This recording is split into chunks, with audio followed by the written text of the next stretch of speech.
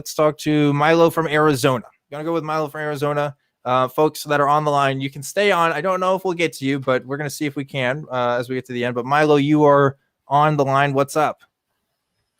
Hey guys, I've always been interested in the show. Listen to it on podcasts all the time when I drive through work. Awesome. And I love the show. Thanks so much for having me on. I was just giving you guys a call just to discuss like a little tiny idea that I had. Like, major disclaimer, I don't necessarily believe in it whatsoever, but I would like to toss it at you guys and see what you think about it. Okay, shoot. Okay, so I recently had this like random thought that what if the idea of every God existing was real? And, you know, every God has their own like stepping stone. What if, you know, after life people become gods, and then there's the next step after that? And so, you know, the gods that existed at one point in our world that don't exist anymore just kind of moved on to the next step in their existence, so to speak. And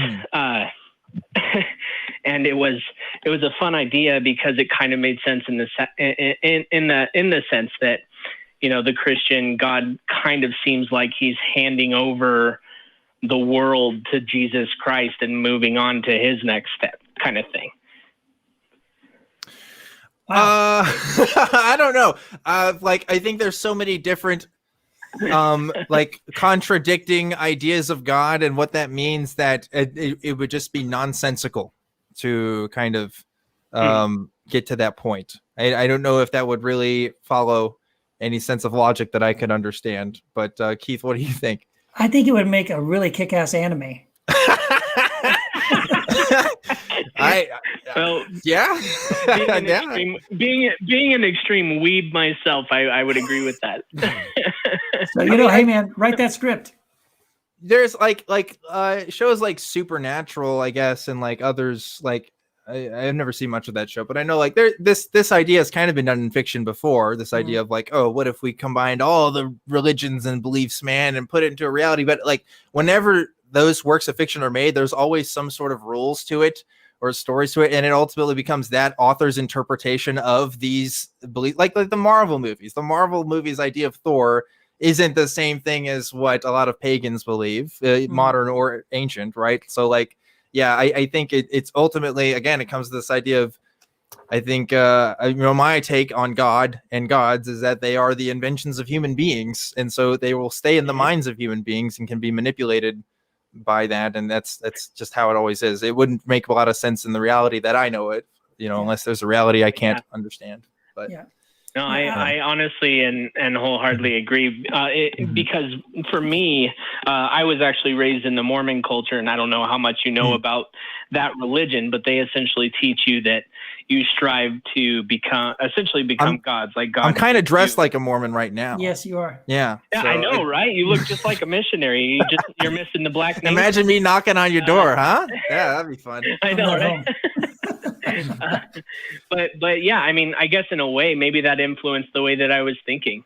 I definitely don't claim to be Mormon now. I'm actually in the process of removing my name from the records of the church, but I don't know. It was just a really fun idea, and I wanted to toss it at both a theist and someone who claims to be atheist as well, and just kind of get an idea of what you guys might think. Yeah, Keith, you had another thought you wanted to throw out there too. Yeah, how did you know that? I did. Oh. Yeah, I just want to say briefly, like, I think what I find interesting is I kind of, again, from a theist perspective, like I kind of think that humans, we do this, right? So let's say someone has what they honestly believe is a spiritual experience, right? And so but if that person lives in India and they're a Hindu and they've been raised in a Hindu culture, then they will say, oh, this spiritual experience, well, this must have been, you know, Ganesh or something. And therefore this spiritual experience I had, and it felt so real. Well, it must be proof that Ganesh is real. I had a spirit experience with Ganesh. But, you know, if I'm Muslim, I might say that was, I don't know, Allah. And if I was, you know, some other religion, I don't know, Jain or Sikh or something, right? So in other words, we filter our experiences through our culture, and we assume that it must be, I just had an experience with my God, because there is no other, of course. Right. Right. And so I will go that way. I would say the other way, not that that all these gods are different gods. I would say that different people in different cultures who have spiritual experiences that they are convinced were real experiences, quite often will just assume, therefore this validates my religious assumptions.